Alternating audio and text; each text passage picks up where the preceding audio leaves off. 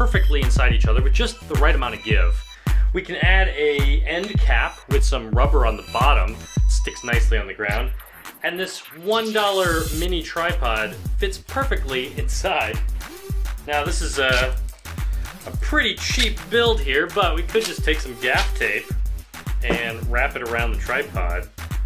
And now we have this little ball head adapter on top. Let's grab a camera. Hey look, it's adjustable. There we go. For $5, it's certainly not the best monopod. It's a little bit wobbly with everything made out of plastic. But hey, it supports the camera. It would probably work even better on a lighter weight camera. Here's a few quick tricks for your DIY projects. Here's a couple mini tripods I found at the dollar store. If I take out this screw, it's a metric M4 screw. The legs come off and I have the cheapest ball head adapter. It's all plastic though, so it can only handle a couple pounds. Anytime you're building a camera rig, you'll probably need some grippy rubber, just like on this quick release plate, so that when you screw in the camera, it's nice and snug. You probably have stuff around your house, like this is the rubber from the bottom of a doormat, which I've used for a previous project.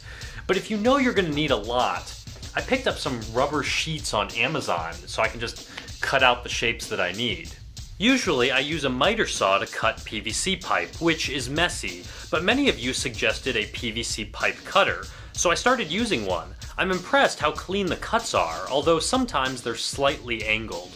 Alright, let's build this no-handed camera rig. Start by cutting about 1 inch off the bigger PVC pipe. Drill a hole in the PVC cap for that M4 screw, and use it to attach the ball head adapter.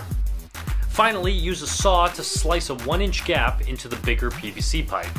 So now it's time to assemble this thing. We'll start by putting on the belt, and then the lanyard around my neck with the carabiner attached.